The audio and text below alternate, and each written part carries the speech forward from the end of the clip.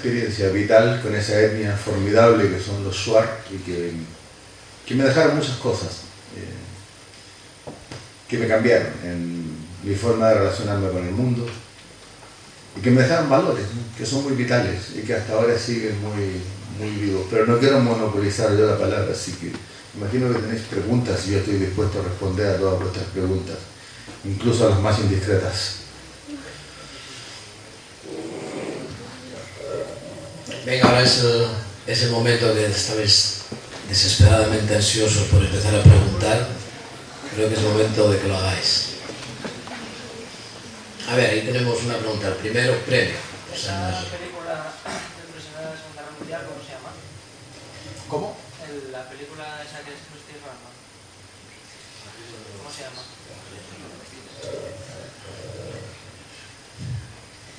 Nunca se llegó a hacer la película.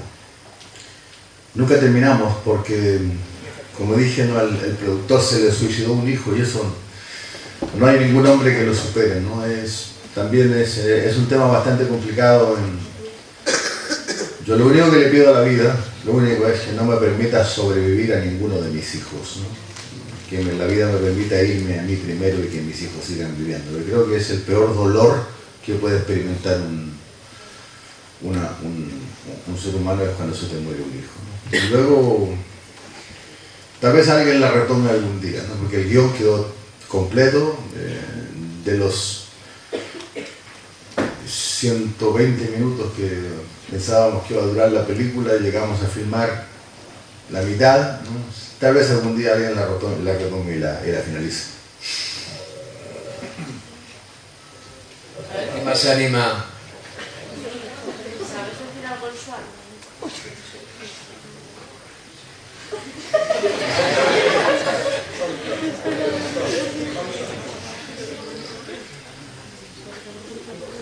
Se saluda con un Sel Tem Kashem Burengi, que significa que el día sea mejor que el de ayer, que es una manera muy inteligente de saludar. A ver, más preguntas por ahí. Los profesores también pueden preguntar. ¿Que no se oye? Ah, que hay los dos, que funciona también ese micro, vale. Vale. Sí, pues, a ver si...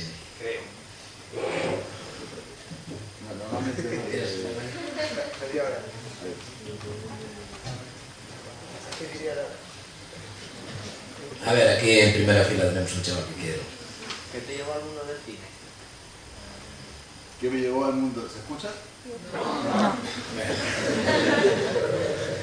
Buena pregunta. ¿Qué me llevó al mundo del cine, no? La pasión, el amor por el cine. Yo crecí en un barrio de Santiago de Chile que era un barrio popular y mi casa estaba casi rodeada de cines. Y eran unos cines muy particulares porque no eran de cines de estreno. Y pasaban todos los días 3 películas diferentes. Y los días lunes, que eran lunes populares, 4 películas diferentes. Entonces, yo calculo que hasta los 18 años son varios miles de películas, ¿no?, las que pasaron por mis ojos. Además, como la mayoría de los latinoamericanos, los chilenos nos criamos en versión original subtitulada, que tiene cosas muy buenas. Cuando salíamos de lo que sería un instituto como este, gracias al cine, gracias a que en cada película en inglés se nos quedaban por lo menos 3 o 4 palabras en inglés, bien pronunciadas. En cada película en francés se nos quedaban 3 o 4 palabras en francés. En cada película en italiano se nos quedaban 3 o 4 o 5 palabras en italiano. En cada película en alemán se nos quedaban 3 o 4 o 5 palabras en alemán. El asunto es que cuando salíamos de la enseñanza, digamos, secundaria, creo que todos sin excepción, salíamos hablando 2 y 3 idiomas. Lo que en el mundo nos permitió luego desenvolvernos con relativa facilidad cuando llegó el momento de salir al mundo, sobre todo al exilio. Es bien triste la realidad de países como España que han vivido el maldito doblaje, ¿no? Sobre todo para arreglar, modificar el contenido de las películas, porque había cosas que se suponía que los españolitos no podían ver, no se podían enterar, ¿no? Hay algunas películas que fueron tan monstruosamente modificadas por la censura a través del doblaje que parejas de amantes, ¿no?, resultaban ser hermanos, lo que era peor, ¿no? Y bueno, y llegué al cine, te digo, por la pasión del cine, y una vez tomé la cámara, quise tomar la cámara. Yo viví parte de mi exilio también en Alemania, y un día descubrí algo que me interesó mucho, y es que cuando alguien saca una foto que ha estado colgada en un muro o un cuadro durante mucho tiempo, queda ahí la huella de dónde había estado algo. Es como una cicatriz. Cuando tienes una herida, te ponen una tirita, te sacan la tirita, queda la tirita todavía durante mucho tiempo, donde estuvo, ¿no? Y se me ocurrió contar una historia de una casa que se deshacía a través de las heridas que había en el muro. Fue una película filmada así con mucho esfuerzo, en 16 milímetros, pero que la vio alguna gente y me dijeron, es muy buena, es muy buena. Me sirvió. Luego escribí algunos guiones para otras personas, y un día decidí volver a tomar la cámara. Hice un largometraje que se llama Nowhere, en ninguna parte, una historia de un grupo de presos políticos muy especiales que se escapan de un lugar también muy especial, y que fue una especie de gusto personal, de lujo que me di, porque participaron un montón de amigos míos en esa película, ¿no? Gente que fue sin cobrar, amigos españoles tan queridos como Ángela Molina, por ejemplo, que participó muy entusiasta, como Fernando Villancuervo, Laura Mañá, amigos actores italianos, amigos actores argentinos, y un tipo al que no conocía, sino por haberme escrito algunos emails con él, que es Harvey Keitel, que un día me escribió, me dijo, oye, no me puedes dejar fuera de tu película, yo también quiero participar, yo también quiero estar, y si hay que poner dinero, pongo. Entonces con eso nació esa película, que no es ninguna maravilla, me salió el 60% de lo que quería. Después me di cuenta por qué, era muy coral. Pero ahí está, ganó varios premios. Y finalmente, un día hice un documental, quería también meterme en hacer un documental, e hice un documental sobre un mega proyecto monstruoso destinado a destruir una de las regiones más hermosas del mundo, que es la Patagonia. Y con ese trabajo quedé muy conforme. Gané el premio del Festival de Venecia al mejor documental del año 2003, y ese sí que es un premio meritorio. Y además él tuvo tanto eco que detuvo ese proyecto horrible de construir centrales hidroeléctricas en la Patagonia por un tiempo determinado. Pero como en todas las cosas, como en la literatura, como en la pintura, sí, al cine también se llega por pura pasión, no por el deseo de hacer algo. Bueno, estamos ya acabando. Hay más preguntas. Ahí tenemos. ¿De qué van las historias de la señorita Camacho?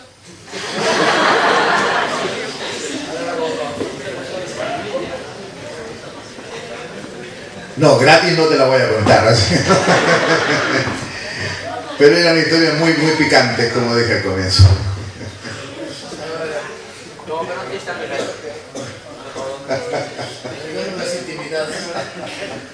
¿Cómo dijo la pregunta? Bueno, Miguel Rojo y yo tenemos una amistad primero de amigos y luego literaria, ¿no? Él realmente es un escritor que admiro, me gusta mucho cómo escribe. Nos tenemos mucha confianza.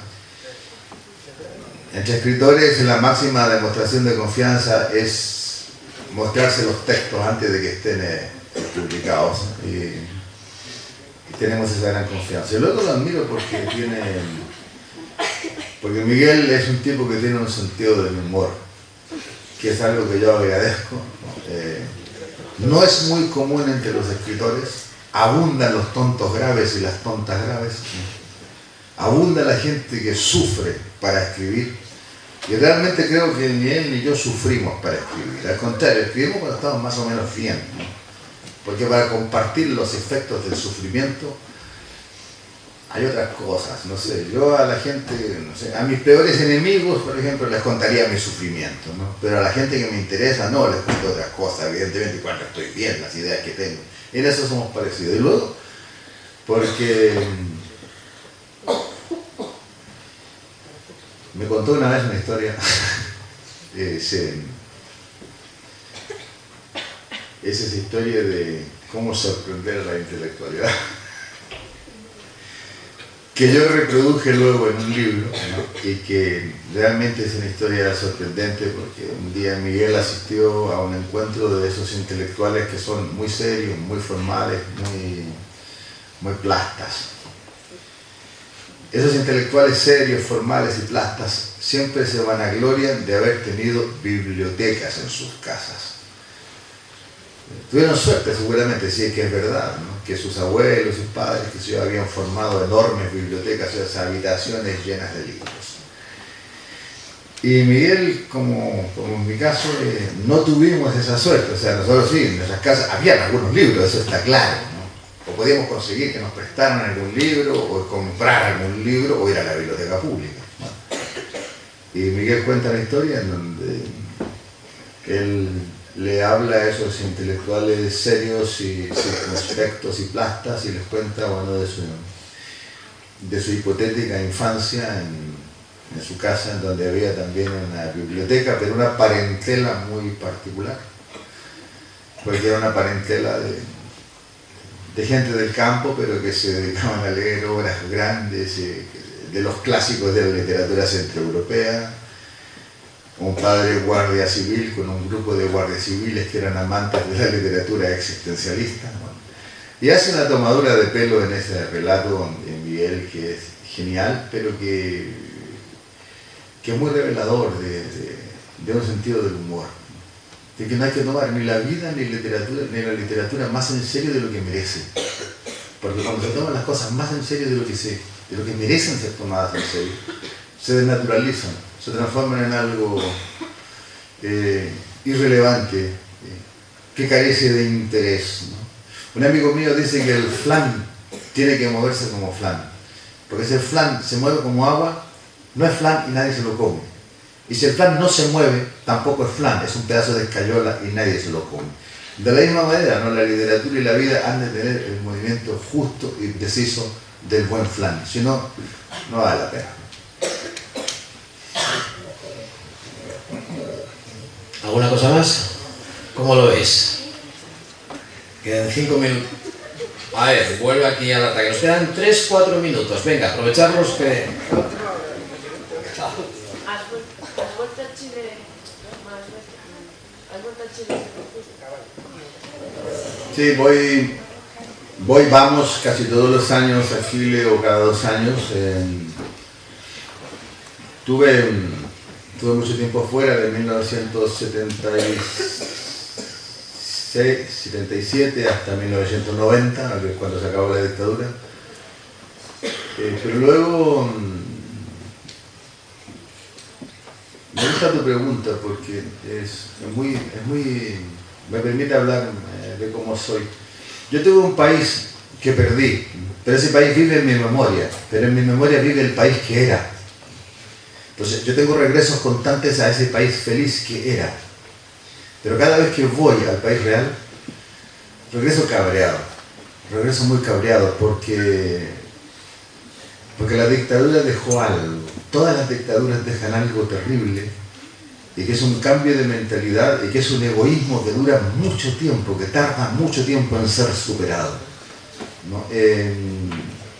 Las dictaduras tienden a convertir las sociedades humanas en sociedades deshumanizadas. Las dictaduras quieren convertir siempre las sociedades sensibles e inteligentes en sociedades de gilipollas crueles. Y lo consiguen. Y tarda mucho en superarse ese terrible vuelco que hacen de las sociedades. Y Y cada vez que vamos a Chile, estamos 2, 3, 4 meses, ¿no? Hay mucho cabreo porque todavía una parte de la sociedad, más o menos la mitad, sigue siendo muy inhumana, muy cruel, muy gilipollas, ¿no? La otra parte está en el empeño de volver a la mesura, a la cordialidad, a la inteligencia, a la creatividad. Y cuando regreso, bueno, me encanta encerrarme en mi casa de Gijón a salvo, ¿no? Porque por lo menos mis amigos que me rodean, como Miguel, y los bichitos que crecen en el jardín de mi casa, sé que piensan de la misma manera como pienso yo. Bueno, pues si no hay más preguntas, ¿hay alguien que por ahí que la tenga guardada en la recámara o lo dejamos ya? La última, the last. ¿Cómo viniste para Gijón? ¿Cómo vine a parar a Gijón? Bueno, vine a parar a Gijón por... Esta es una pregunta que tendría que haber hecho al comienzo, porque la respuesta es larga, ¿no? Curiosamente, mis abuelos paternos eran españoles. Mi abuela era vasca y mi abuelo era andaluz. Y la casa de mis abuelos en Santiago era una de las tantas casas del exilio republicano español. Y curiosamente, la mayoría de los viejos que iban a la casa de mis abuelos eran asturianos. Yo crecí mamando nostalgia de Asturias. Y muchos eran de Gijón. Yo crecí mamando nostalgia de Gijón. Y la primera vez que vine a Asturias, fue la primera vez que vine a España. El año 1981 había hecho un viaje primero a Andalucía a conocer la tierra de la que había salido mi abuelo, y venía hacia el norte a conocer la tierra de la cual había salido mi abuela, que andaba en un Volkswagen Combi, con cama, con una cocinita para hacer café, en fin. Y cuando yo suponía que estaba muy cerca del País Vasco, me sorprendió una tormenta enorme. Decidí quedarme a la vera del camino. Al otro día amaneció el tiempo un poquito mejor, pero se podía seguir. Me fui a un café, a una venta, a desayunar, y pregunté ¿dónde estoy? Y una mujer me dijo: estás en Asturias. Y lo dijo de una manera que el nombre fue como una bofetada, así, me devolvió toda la nostalgia que yo había sentido por culpa de esos viejos que iban a la casa de mis abuelos, y decidí conocer, empecé a bajar. Estaba en los Pajares y decidí bajar, y a medida que bajaba me empezó a dar entre miedo y alegría. Miedo porque me daba cuenta de algo. ¿Y cómo sé yo, si nunca he estado aquí, que después de Pola de Elena viene Mire? ¿Y cómo sé? ¿Por qué sé que después viene Langreo? Y nada me era extraño, todo me era tremendamente familiar. Los olores, los colores. Y de pronto llegué a Gijón. Y en Gijón entré, me detuve en lo que ahora es la Plaza de Europa de Gijón, y entré a una institución nacional gijonesa que acaba de desaparecer, que era la sidrería de Tino el Rollo. Yo nunca había bebido sidra, y entré a la sidrería, ¿no? Y había algunos paisanos, y el mesonero me dijo ¿qué quieres? ¿Qué va a hacer? Y le dije, bueno, ponme lo que beben aquí. Y me dijo, aquí sidra. Le dije, bueno, ponme un vaso. Me dijo, no, la botella. Bueno, venga, ponme una botella. Y me acercó el culín y la botella, ¿no? Y yo iba a servir, y él me paró y me dijo, no hombre, se escancia. Y el verbo para mí era absolutamente desconocido. Le dije, no sé cómo se hace. Me dijo, para eso estoy yo, ¿no? Por favor. Entonces, tiene una escanción, y cuando vi aquello, ¿no?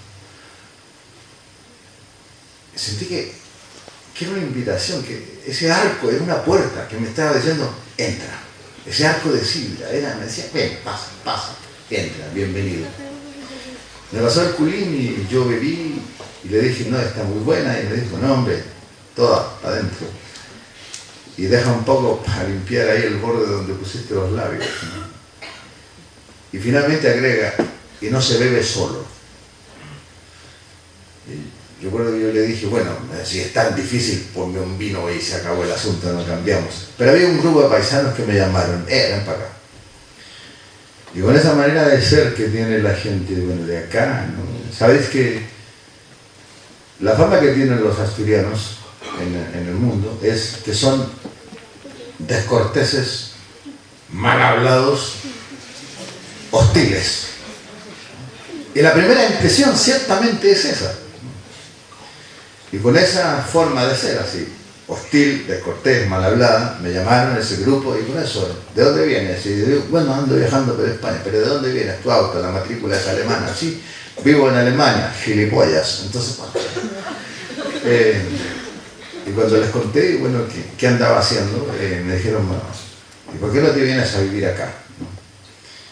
Y yo recuerdo haberles dicho, bueno, claro, es que me gusta, pero primero es una decisión muy grande, ¿no? Primero tengo que saber cómo sois vosotros, no se toma una decisión así como así. Y uno de esos tipos me dijo, algo que nunca olvido, me dijo, mira, y voy te lo decía en asturiano, aquí hacemos una división de la humanidad simple, o se lleva un hijo puta o se lleva de los nuestros. Y yo le dije, ¿yo qué soy? Y me dijo, de los nuestros se ve, coño. Después de esa invitación, me dije, no, yo quiero vivir aquí. Yo quiero vivir aquí, o sea, porque es el único lugar donde me han dicho abiertamente, no eres un hijo de puta, ¿no? Que es un gran mérito que te digan, no eres un hijo de puta, ¿no? Bueno, eres de la otra porción de la humanidad, de los que no son hijos de puta, ¿no? Y tardé, pero finalmente el año 1997 cumplimos con mi mujer y nos podíamos venir a vivir a Asturias y a Gijón, donde realmente me siento, pero muy bien, muy bien.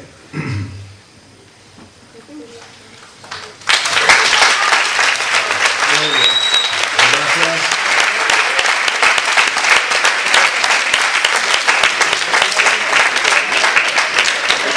Vamos a dejarlo ahí aquí. Gracias, Luis, de verdad de corazón por estar aquí con nosotros, estar con nuestros alumnos. Y yo creo que fue un momento suficientemente agradable como para que alguna vez podamos repetir esto, quién sabe cuándo. Muchas gracias a vosotros y muchas gracias sobre todo a ti, Luis.